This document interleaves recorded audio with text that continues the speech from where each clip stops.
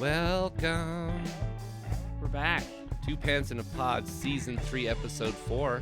Is it episode 4 now? It is Yes. Episode 4. We missed last week because I am moving. You moved the wrong parts of you, too. Yes. Yeah, you twisted and turned some twisted. things. I was wearing my Crocs to move boxes, which I know better. Hit. You know what the problem was? Hit. I didn't have it in, what do they call it, sport mode? I didn't have them in sport mode, and so I stepped my heel directly off of the croc and just rolled my ankle. I wasn't even moving anything heavy. I was like walking. I'm walking with like Understood. a 15-pound box, and I just stepped right off the side of my croc and rolled my ankle. And I was like, okay, I'm fine. And then half an hour later, I texted Davie, and I was like, my ankle is swelling up, and I want to go back to bed. Can we? We were gonna postpone, and then by the time I think Saturday or Sunday rolled around, we were just like, fuck it, let's just do it next week. Yeah, we're taking an early season break. This is my injured co-host Kit, and they use they/he pronouns. And this is my my co-host Davie, who is not injured and would not wear Crocs to move things. Davie uses she/they pronouns. We can just end that sentence. It would not use Crocs. I am staunchly anti-Croc. I know you are in the Croc camp. Well, and I never. This is actually the first and only pair of Crocs I've ever owned. Okay. So when I used to work, I used to be a paramedic. I worked for private ambulance companies. I worked for the fire department, and I had a pair of coworkers. They were married to each other, and they wore black Crocs. Oh my gosh. To the ambulance company, not to the fire department. But I was always really astonished by this. And they swore by like, no, they're super comfortable. They're super washable, which is like, that's pretty appealing. I know a lot of nurses who wear Crocs, you know. Okay. And then finally, like 4 years ago, maybe 3 years ago, I was working in a tattoo shop where the floors are cement. And it really sucks to stand all day. No, cement is horrible. And so I was wearing these like Converse platform shoes, and that was great, but I wanted something more cleanable, like more easily disinfectable. And so I went, maybe I'll try out a pair of Crocs. So I found Crocs did a collaboration with MTV, and they had like MTV, I think they're called Jibbits, the little like... Are they called Jibbits? Toy things. The little hangy-on-y things? Yeah. Yes. And so I found a used pair on eBay that had never been worn. Okay. And I went, awesome. And I honestly, I love them. They are very comfortable. But can't say I recommend. One of the facets of my neurodivergence is I have really terrible proprioception. And so I do fall, and I run into stuff a lot. And I don't fall as much as I used to. I've gotten a lot better about it. But this was like a full-on step off the croc and go down. Like, is that what that's called? I just don't know where I am in the universe. Yes, exactly. Okay, Proprioception. Cool. Yeah. And I actually apologize to the door frame or whatever that I bumped into. Like, Yes. oh, sorry. Yep. I got my shin really good today on the coffee table. We moved into a house that is furnished. And so we're kind of doing that thing where we're figuring out which furniture that's already there can stay, and then what are we swapping out for what we have. And the coffee table got me real good earlier. And there's also a knob that like sticks out of the bed frame that I got myself on last night, right over the T injection site too. I did my injection yesterday, and I walked right into the bed frame, and I went, ooh, okay. Oh, spicy. Yeah. Ow. How long does it hurt? I don't know, because I use pills things. Yes, the pills things.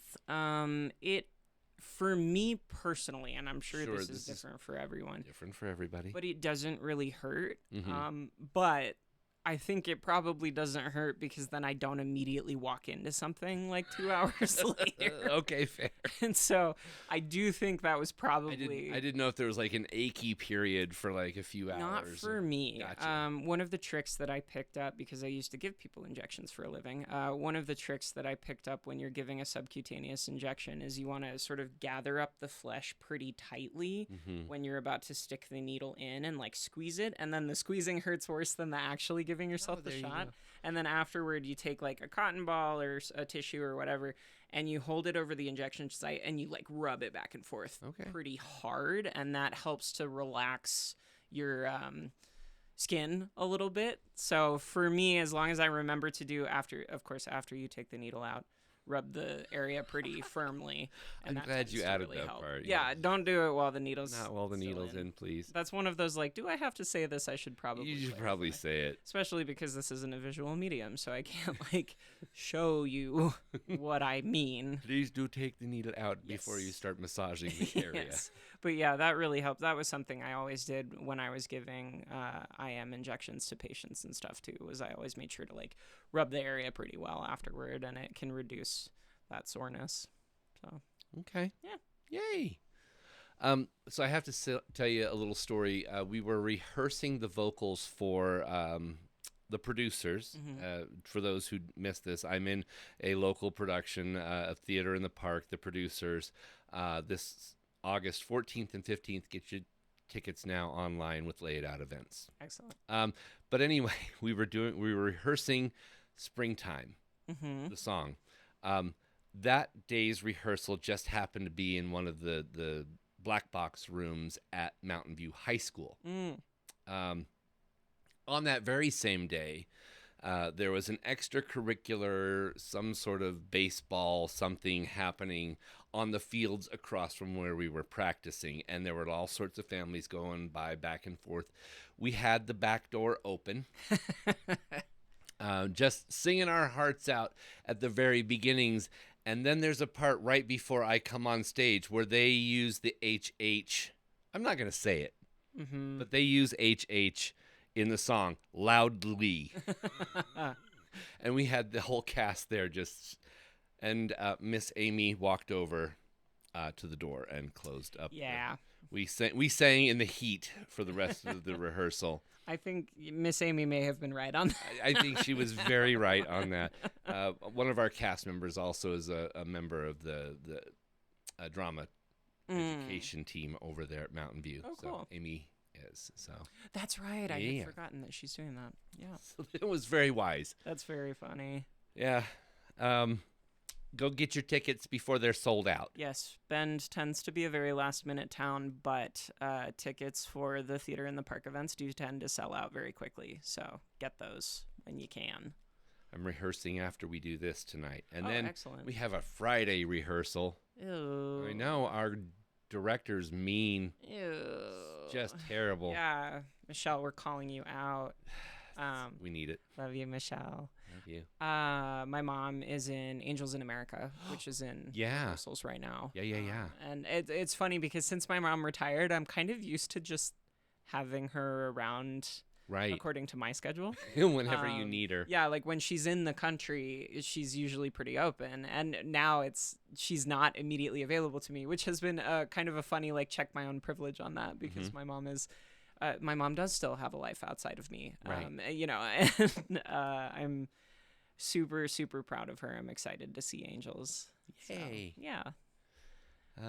What else? Oh, I went to the Oregon Country Fair for the first time in my whole life. Really? I've lived here 20 years, never been. How was it? I haven't been either. It's very hot. Yeah. Very crowded. Yeah. But if you're in the right state of mind, very cool. There's like really good energy there. Just the word I would use is whimsical, whimsy.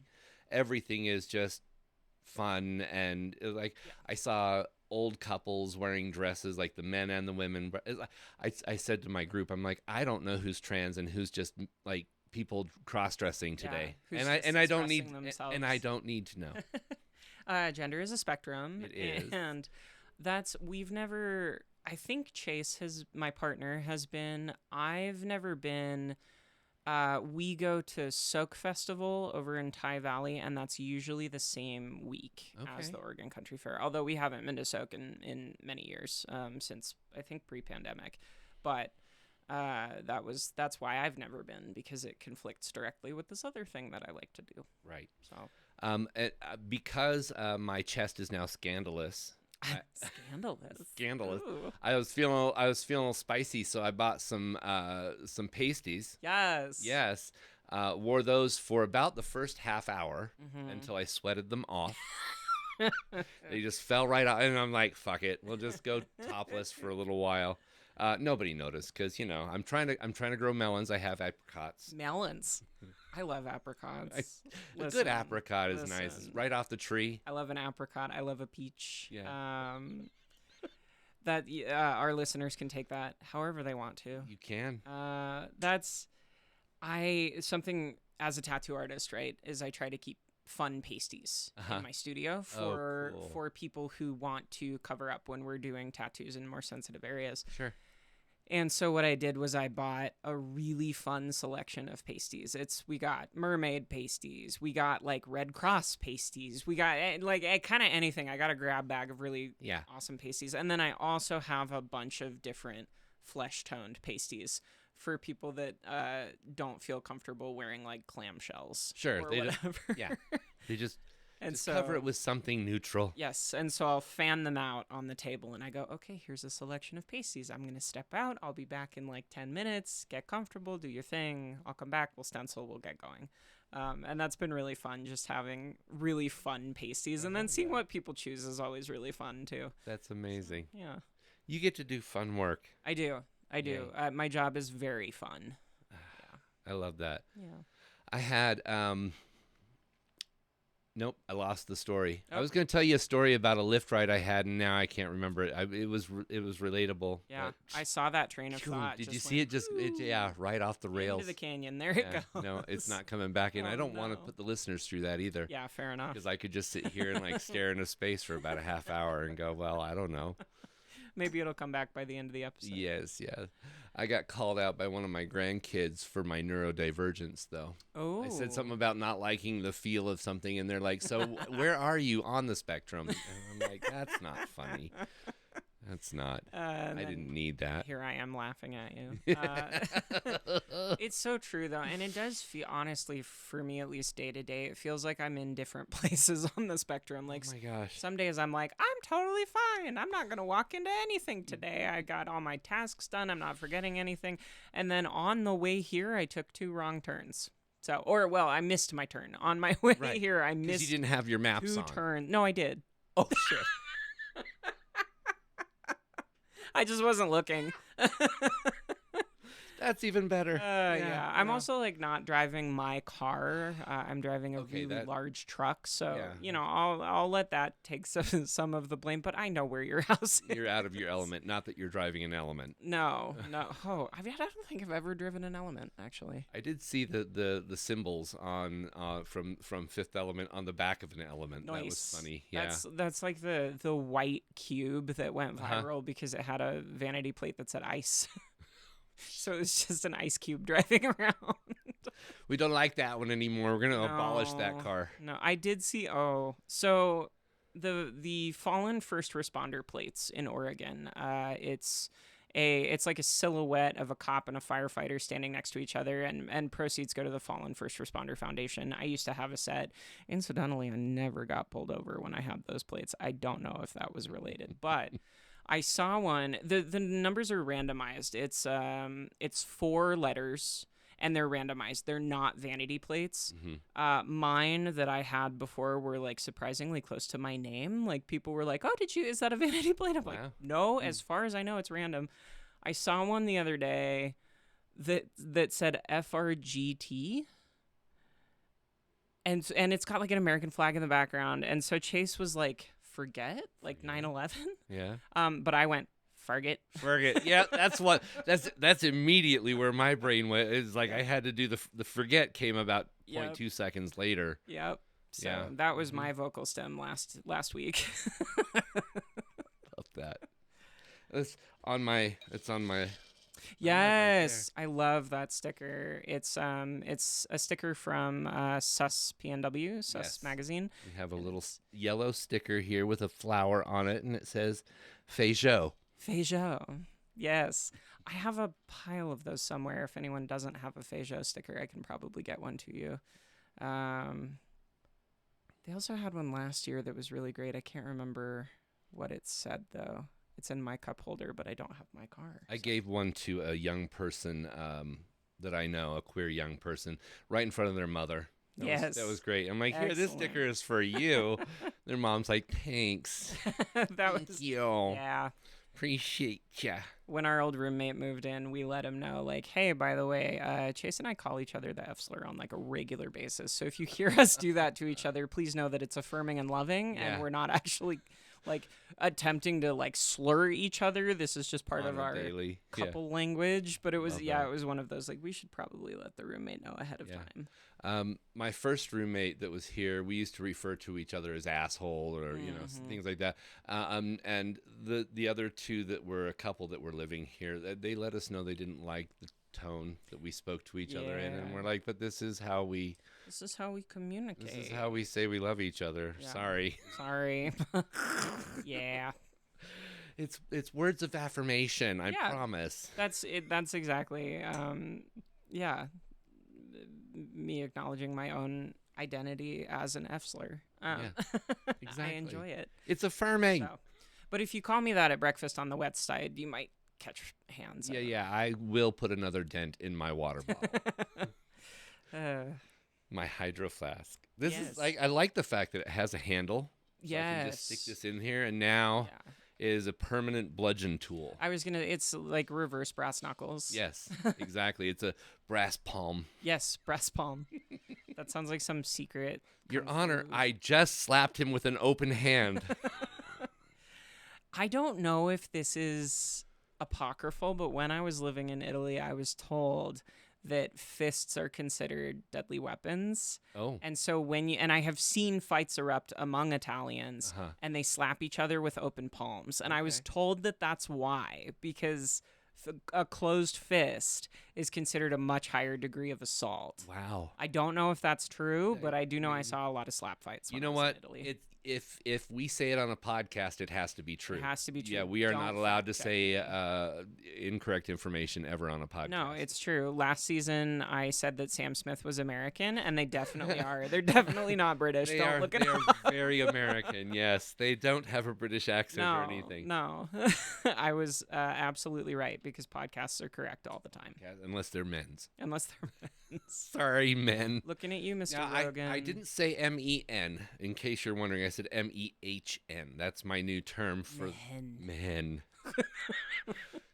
Men are the problem. You understand? Yeah, men. Men, not all men, but all men. Yes, always a men. All right, should we do a little news when we come back? Yes, we'll take a break and then hit you with some news. Oh, God, sorry about that. Welcome back. I know we technically didn't go anywhere. We don't have any sponsors in these little breaks right now, so you didn't really hear what we were preparing ourselves for. Yes, we were mostly just complaining about end-stage capitalism. And the Gestapo. ICE has killed 2 more civilians. Yes. Both of whom were not targets of their investigation. So that's lovely. I think we're up to 15 now so far this year, 15 citizens. I think so too, yeah. Yeah. ICE, this is July 16th that we are recording this, and ICE activity has been observed and reported in Central Oregon. Yeah, they were in Madras and were moving, I guess, towards Prineville. Yes. Keep an eye on, if you're on social media, keep an eye on local accounts that are posting warnings about that and trying to keep the ICE watch going and posting makes and models of cars and things like that. Yeah, on the lookout for Washington license plates, darkly tinted windows, SUVs, things like that. Yeah, if you see a white man with an undercut, be suspicious. Full offense. Full offense. Speaking of white men with an undercut, our Secretary of War, Pete Hegseth. Hog's breath? Pete Hogsbreath, who has said that transgender members of the military are not fit to serve because they are chemically altered in some way. Something like that. I'm sorry, how many men in the Army have I known that were taking steroids? Wow. He's got some ideas for readiness. Would you like to hear what our secretary has announced recently? I would love to hear He this. now loves HRT. I'm just going to tell you that right now. Okay, ready? Let's see if we can. We have the most elite warriors on the face of the earth. Every single day, You are pushed to your absolute physical and mental limits to master the profession of arms. We demand your all, and you give it. But while we invest heavily in our weapon systems, platforms, and gear, our most decisive tactical advantage will always be the individual warfighter. We have a sacred duty to maintain that advantage, which is why we must constantly look for new ways to optimize your performance, your resilience, and your long-term health. And to meet that commitment today, I'm authorizing a new screening program for testosterone deficiency for our service members, ensuring you have the right testosterone levels to operate at your absolute best. Because it's well-established science that as we age, testosterone levels often naturally drop.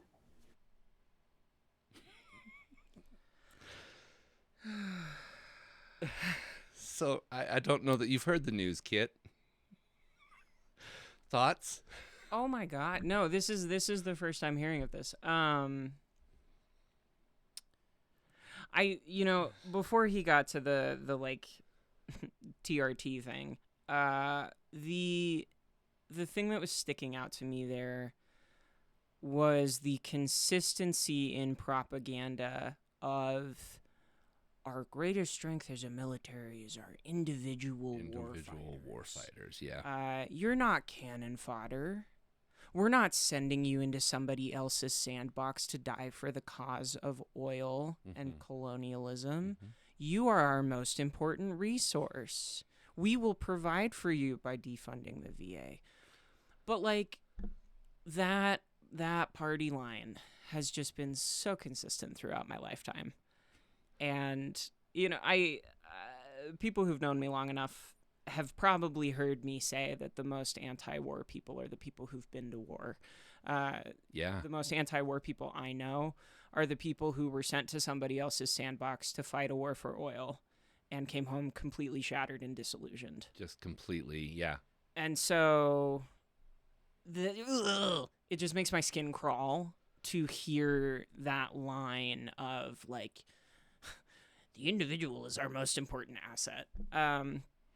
And also just the whole thing about like, every day you're pushing your body and your mind to the limit. Yeah, because you're putting people in abusive work environments. But that's a whole other that's a whole different can thing. of worms.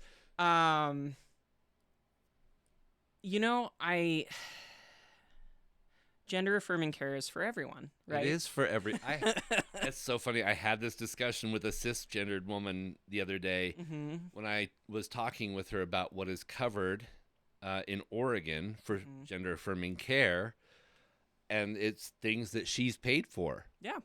And she was looking quite incensed at me like, "Are you kidding?" And I'm like, I'm with you. Yeah. I'm on your side. I believe that your gender affirming care and mine are just as valid, and both should be covered by insurance. Gender affirming care is for everyone. And everybody. Everything from lip filler can be gender affirming care. Yeah.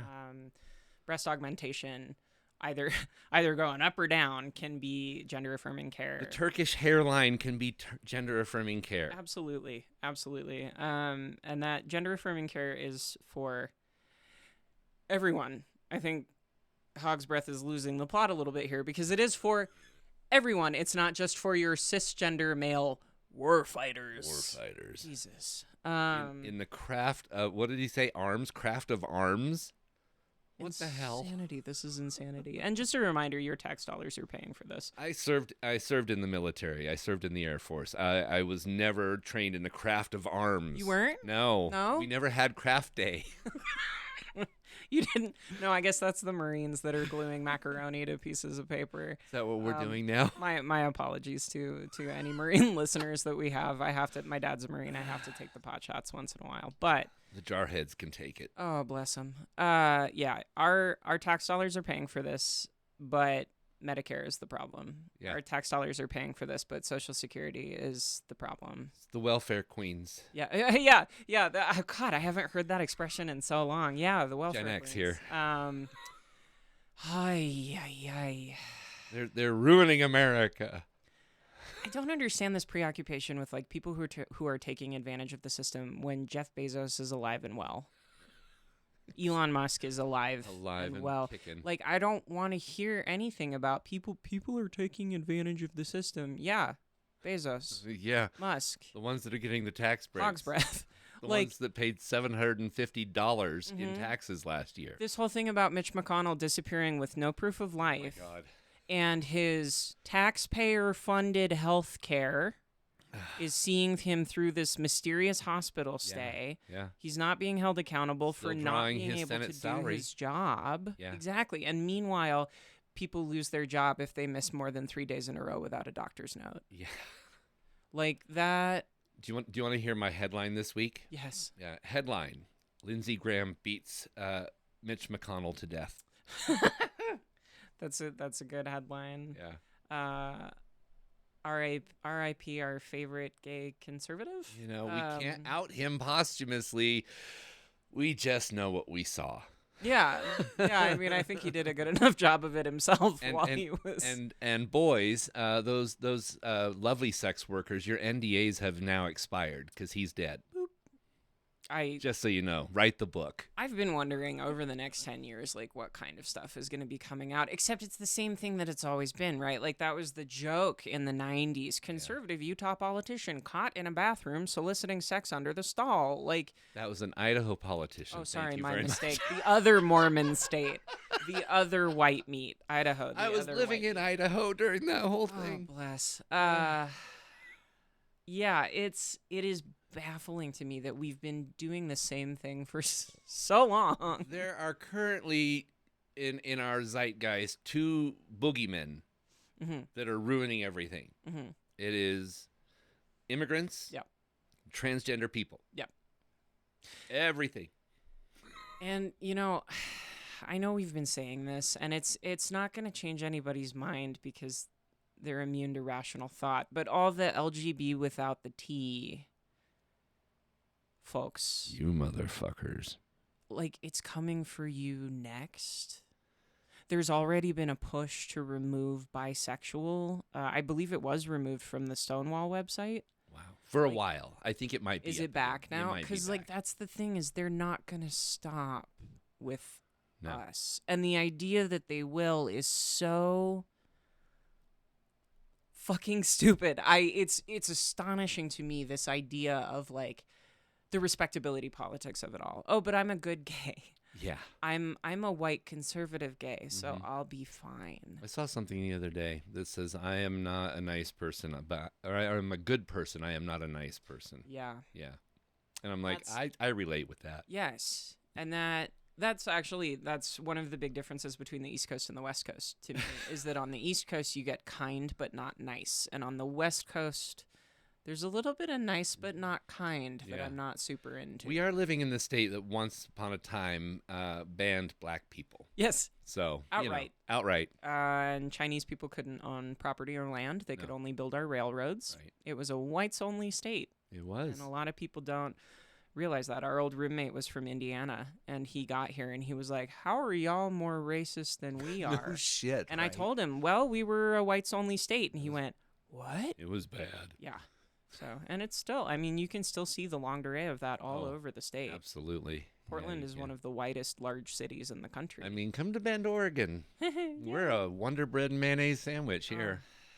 It's anyway. The reason I was talking about the something happened to Papaw, the Papaw in chief last night or yesterday. Papaw in chief. He got transgender people stuck in his mind again, and something to do with the CHIPS Act. I'm not quite sure what the hell he's talking about. Let's see if you can figure it out. Okay. All right. They have to pay taxes. The chips, we had this ridiculous CHIPS Act where you give billions of dollars to a company and they didn't even know what the hell to do with it. You give them billions of dollars, they say they're going to build. Nobody knew what to do with it. And of course the standards were so high. If you weren't transgender, as an example, you didn't qualify. So they get the money, they'd look all over for transgender people to run the company, large portions. They couldn't find them. They weren't into the chip making business, I guess, right? They had other things on their mind. But this was the Biden fools, those idiots that almost destroyed our country. What the fuck is he talking I about? don't know. What is he Something talking like about? apparently there were incentive. Oh, it's time for the feeding of our executive yes. producers. My favorite part of recording at 3:00 is Yes. is getting to hear the executive producers crunching on their food. There's Bear Bear. Anyway, I don't know. It's something to do with Joe Biden's CHIP Act and some incentives to hire trans people in that field. I guess I don't even know because I'm just trying to I'm trying to speak Papaw right now. Yeah, it's Couldn't find any of those trans engineers that we don't know anything about. Yeah.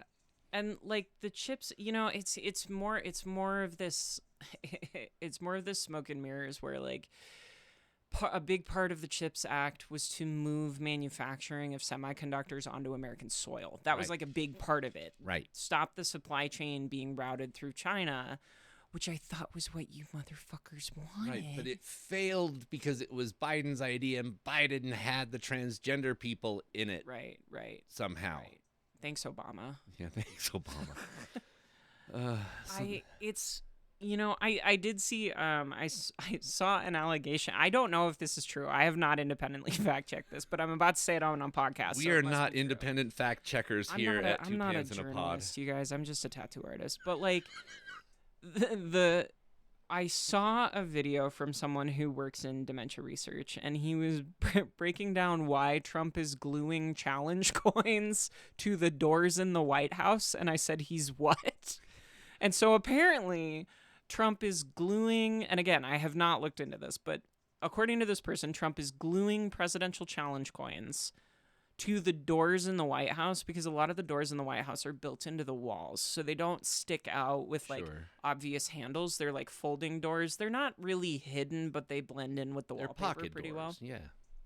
Yeah. And and so this person is saying, this is a thing that I use with dementia patients where if they're forgetting where something is, you can leave a visual reminder to find it. Oh no. So the president is gluing shit to doors in the White House, apparently. I don't know. But listening to him talk, and I think anyone who's had a relative with dementia or who has been involved in dementia care can identify with this, the president sounds like he's sundowning. So sundowning. Every time he opens his mouth, you're going, what? What are you talking about? He's supposed to speak tonight to the nation. Great. Yeah. Something to do with the 2020 election that he won. What? He needs to address us now. Great. Yeah. There should be age requirements. There's a minimum age to run for There president. is. Why isn't there a maximum age? It's because that's ageist, I guess. Mitch McConnell should be enjoying his retirement and not doing whatever the fuck the last 2 weeks have been. Again, taxpayer money is paying for the president to glue challenge coins to the doors in the White House, and is paying for Mitch McConnell's hospital vacation. We've had 6 senators die this year. That's insane. That's insane. That's too many. Not even a handful plus one. Meanwhile, I got a job posting in my inbox from Indeed yesterday. It's a temporary position. It's contractual. A bachelor's degree is required, and it pays $15 an hour. Because of course it does. $15 Yeah. an hour. Uh-huh. Temporary. I guarantee you our local library starts at a lot more than that. Honestly. And bachelor's degree required for $15 an hour. No. Are you fucking kidding me? No. God. I know that Arby's is paying $18. They had it on their billboard thing out front, their reader board. Yeah, I think the local McDonald's was hiring managers starting at like $25 an hour or something. Something like that. And no bachelor's degree required. Honestly. I was talking with my daughter the other day. They don't qualify for Medicaid because they make $12 too much. I had the exact same experience when I was between jobs. I had left my corporate job and was figuring out the transition into full-time tattooing. And I did not apply for OHP because I made $22 too much. Yeah. I was like... On unemployment. On unemployment. I was on unemployment. Shit. and I made $22 too much. I told her she just needs to go to her employer and ask for a 5 cent per hour reduction. Yeah, really. That's, yeah. Like, this will save me so much money. We had a whole shakeup at the ambulance company I worked for because they started offering us half employer paid health insurance. We still had to pay half of it. Ugh. Half employer paid health insurance. And a couple of the people who worked there were super freaked out and worried because they were even offering it to the part-time employees. And there was something in OHP at the time that if it was offered and turned down, you would lose your OHP coverage because you had the opportunity for workplace health insurance, even though it cost $300 to $400 a month out of your own pocket. Wow. Yeah. And that was many years ago. I don't know if the laws have changed or anything, but I still remember how freaked out a couple of my coworkers were about, like, I'm going to lose my health insurance because I've been offered an option I can't afford. Ugh. And one of them was living in a van. Yikes. Yeah. So be nice to your EMTs and paramedics, guys. A lot of us are, I'm not a paramedic anymore, but I knew a lot of people who were living paycheck to paycheck and were expected to save lives at 4 o'clock in the morning after 2 days on shift. So, yeah. Did you have a good news source for me? I trumped and hogwashed us to death. I have like a good-ish news. Let me find it. Okay, so this is from NPR. Let it load here. So we've been hearing all about Trump and his cronies and this really aggressive effort to end gender-affirming care and to strip Medicaid and Medicare funding to hospitals and medical providers providing pediatric gender-affirming care. That's been a long, ongoing thing. I think for the last year and a half, 2 years, there's been this fight going on. Mm-hmm. And we all know that a lot of organizations complied in advance before this was even made a rule. We'll just do it now. Yeah, so for the local healthcare providers that did that, know that we see you. Now,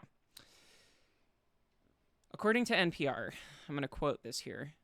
There's a document that has been obtained by NPR that shows that the Department of Health and Human Services likely will not be finalizing a proposed rule that would have blocked all Medicaid and Medicare funding for hospitals that provide pediatric gender-affirming care. So, that's pretty good news. Mm-hmm. That doesn't mean the fight is over, unfortunately. We love little battle wins, though, man. Yeah, and we that need them right now. We can take that as a win right now. There are ongoing concerns about it, but that was a big sigh of relief for me to see that they're probably going to block that rule and that's not going to hopefully be a thing. Because God knows trans youth have enough to be fucking dealing with. They do. And they see everything that's going on. Yeah. Like, I have been amazed how much more trans youth are aware of the world as it exists than I ever was at that age. Yeah. Like 13-year-olds. Yeah. And some of it, I feel like, is self-defense. You have to be. Yeah. You have to know what's going on. Right. I've said it before, I'll say it again. The biggest goal of this administration is to make life unlivable for trans people. Mm-hmm. And so any trans youth who are listening to this, or any parents of trans youth or friends of trans youth, it is so, and just trans people in general, joy is resistance. Continued existence is resistance. The goal of this administration is to make you too tired to keep fighting. And that's also true of everything that's going on with race relations and the ICE shit that they're pushing and all of this, right? Yeah. They're trying to wear you down. It's called a blitzkrieg, right? They're blitzing. Mm-hmm. Try not to let the fuckers get you down, you know? And if you need to take a day and just rot in bed, do it, and then get up and keep fighting, keep dancing, keep being joyful. It's kind of all we have right now. It is. So... we've been here before. We can do it again. Absolutely. Yeah. We got it. Yeah. I like good news. Just even little bits. Yes. Yeah. Even little bits. If you ever feel like it, you can leave us a little comment here on the show. We have like the little, you can go to the show site, I guess, and like leave a comment on the episode. Leave us a comment with your little trans joy that you had this week, whatever it was. Yeah. I follow some people on Threads who've had bottom surgery this week. Nice. I know, love it.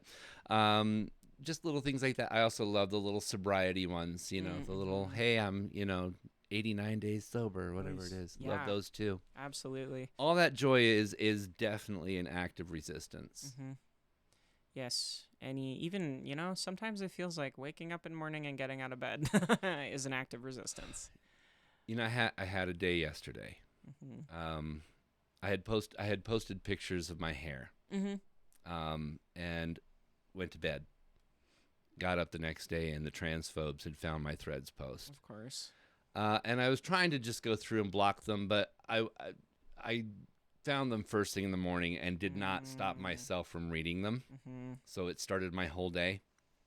So I eventually deleted the post and was just like, But it's like they get you when you're not prepared. Like Yes. I'm usually got my hackles up a little bit. I'm usually prepared for whatever comes at me, but I was just waking up yesterday and yuck. I'm trying so hard to get out of the habit of checking social media Don't do first that thing in the first morning. thing in the morning. Go get your It's coffee. not like get out of bed. Have a shower. Go do something first. Yeah. Listen to the podcast. Yeah. Like that's wake up. Don't open Instagram. It's like second nature for me. I wake up, I roll over, I open Instagram, and then an hour later I'm still in bed and I'm like, great, where did my morning go? Yeah. Because we're so good at time management. Yeah. Ooh, I did see a new planner the other day at Ross. It was purple and sparkly. Oh, cute. Yeah, it had little reminders on every day to drink water and stuff. I thought it was going to solve all my problems. Did it? No, I didn't buy it. Yeah, well. I know better these days than to buy a Yeah. planner. I love planners, but I'm extremely picky about what my planner layout has to look like. And if it's not perfect, I'm not going to use it. I've learned this about myself. I have come to realize that I only like the idea of planners. Yeah, fair you enough. have to remember to pick them up and take them with you. You have to remember to put things in them. And then you have to remember to check the things in them. Yes. Yeah. Yeah. I don't do any of those. That's been something about unmasking, the process of unmasking that I've been dealing with over the last couple years, where I have been I don't like this term, but I'm going to use it. I feel like it's problematic, but I'm going to use it anyway. There's been like such a high functioning element to my neurodivergence for so long, and it was because my mask never came off. Yeah. And now I'm in this process, this multi-year process of unmasking and figuring out what's me, what's like society, man. What's like what is, an actual issue and what is only an issue in kind of the framework of society that we have that's built for neurotypical people. And one of those things has been becoming worse at using my planners, becoming worse at keeping track of things. That's been kind of an unfortunate side effect of unmasking, where the masked version of me was so efficient and so good at keeping things on a tight schedule. And part of it was that I never had any downtime. I was busy from the time I woke up to the time I went to bed. Yeah. And I never had any downtime. And now I'm burned out and I'm like, oh, why am I so burned out? Oh, it's because I spent a decade not taking any breaks. Yeah. Don't do that. It's not good for you. It's really, really bad for Yeah, you. I'm currently really paying for it. So, but that's been an interesting one, because I'm like, God, I used to be so organized. I used to be so resilient. I used to be all these things. No, it was masking. It was masking. You get to... So If you had lived in my day, they would have had you in a gifted program. That's what I got stuck into. yeah, And they're like, gifted, and I'm like, what does that mean? it's the Why am I here drawing cartoons instead of like doing math problems with my class? the what is it, like the gifted child to burnt out adult pipeline? Is so real. It's so real. Just me. And it's funny because being in community with actors and tattoo artists and painters and things, I don't think any of us are neurotypical. I haven't seen a neurotypical person in months. And so it's easy to forget that neurotypical life is a thing, and Yeah. it is what society is built around. Because for me, it's kind of like how I don't really know any straight people. That's a joke. Of course I know straight people, but Right. it feels like everyone in my life is queer. And so Seriously. I tend to assume that everyone I know is queer. I tend to assume that everyone I know is neurodivergent, which isn't true. Or at least knows what it's like to live a queer or neurodivergent lifestyle. Right. Yeah. It's because they've been around us for so long, Exactly. right? You've been here. We've infected you a little bit. Yeah, you've been here. You have eyes. You're an Yeah. honorary queer. Yeah. No, right? It's like I ran into a neurotypical the other day. We have one in our cast, and they were. Just one. I think The I think token neurotypical. I really think that she's the only one. Yeah. And we were doing we're just rehearsing yesterday. We don't, we go from this scene to that scene and back to this scene, and then because different people are there, and you need to do what you can do. Yeah. It's also community theater. Mhm. You have a limited amount of time. You're not doing this 8 hours a day. Yeah, this isn't equity. We're we're here at 5:00 Nope. and we give up the space at 9. Yeah. No, and she was like, "Is it always like this?" This is like her first show. Singer, not actor. She's on our ensemble. Lovely person, but she's like, "Is it always like this?" And I'm just like, I'm not sensing anything odd at all. I'm Yeah. like, well, yeah. Yeah. Yeah. Like you rehearse a lot at home or in your car, but yeah, when we get here, we just kind of throw things at the wall, and we change things a lot. Yeah. Yeah. And I think that's tough for artists from other disciplines who are coming into theater. Yeah. Because theater is so very much its own beast. It's not even like film. Like film and theater are so different. The first film project I ever did, I was like, what is this? I am not having fun. I much, much prefer theater. I've done a little bit of film, and it's weird, but to them it's totally normal. Right. The last film thing I did was like 7 years ago, and I still didn't like it at all. Yeah. Ugh. And that it's very much its own beast. And that I think coming from other artistic disciplines into theater, it's really easy to look around and go, what is wrong with this scene? Like, This is chaos. Yeah. Yeah. But it is. I mean, it is chaos, and it's so many moving parts and pieces. Yeah. It's so much. It is a lot. But we do it because we love it. Yeah, I For do. whatever reason. I was like giggling. I was like, we're all sweating. Like everybody's like drenched after rehearsal, and I'm just like giggling like a schoolgirl because I'm like, this is the best. That's I so just fun. love this. That's so fun. Yeah, I had come home at like 9 o'clock, and I'm like, I need a shower.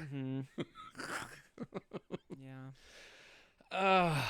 Kit, thank you so much. Thank you so much. As of the recording that we are currently doing, I'm looking right now, and the Wikipedia page for Mitch McConnell only has a birth date. As of right now.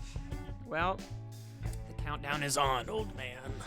We could get the cabbage head out and see which one lasts longer. Oh, God. There is a great song, if you haven't heard it. It's called You're Gonna Outlive Mitch McConnell. Go listen to it right now. It's a great pick-me-up. It's been out for years. I'm going to find it, I promise. This is my co-host, Kit, and they use they, he pronouns. Where can we find you, Kit? You can find me on social media at Kit's a Beautiful Day. That's Kits, a beautiful day. And this is my co-host, Davie, who uses she, they pronouns.